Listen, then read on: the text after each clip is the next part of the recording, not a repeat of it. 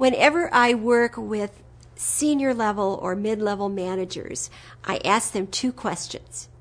Question number one, am I into power or am I into service? I want you to think about that. These are gut level questions because you can't be into both, folks. So are you into power or are you into service? Second question, am I a barrier builder or am I a barrier breaker? I see so many managers and supervisors that make it harder for their employees to do good work. They're barrier builders. I think you should be like Superman and be out there just breaking down all the barriers that get in the way of your employees doing their very best work. If you think about the difference between a boss and a leader, a boss gets his or her power from their position.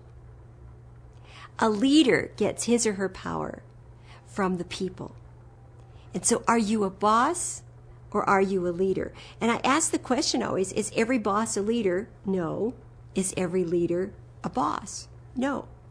HR Magazine did a study where they asked 2,600 white-collar workers to name one leader in their organization. 85% of the people they named as leaders did not hold management positions. I think that's amazing. And so what that says is anybody in the organization can be a leader, but it also says a lot about the managers. My bottom line belief is people don't quit organizations. They quit bosses. And so if you're having a lot of turnover in your area, then I think you need to do some examination right here. And sometimes you've been promoted into a position that you don't have the skills for. And so go back to your other leaders and find out where you can go to get some of those skills. One of my favorite magazines is Fast Company magazine, and this was my very favorite issue. The lead story is your boss a psychopath? And you can take a quiz in here to find out whether you are or not. But if you want to find out what cutting edge organizations are doing, this is a wonderful thing to subscribe to.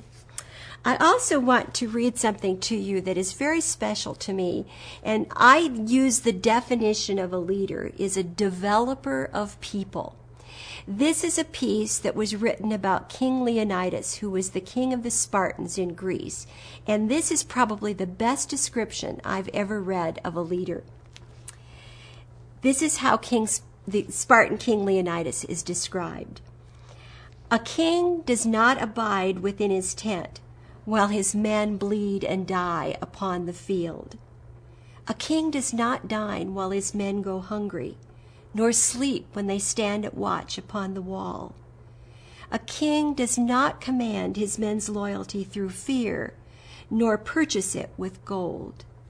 He earns their love by the sweat of his own back and the pains he endures for their sake. The pains he endures for their sake.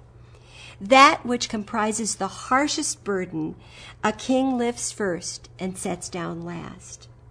A king does not require service of those he leads, but provides it to them. He serves them, not they him. A king does not expend his energy to enslave men, but by his conduct and example makes them free. Think about you as a leader. Are you picking up the harshest burden first and setting it down last? Are you enduring pain for the sake of your employees so that they can do their best work? If so, then you truly are a leader.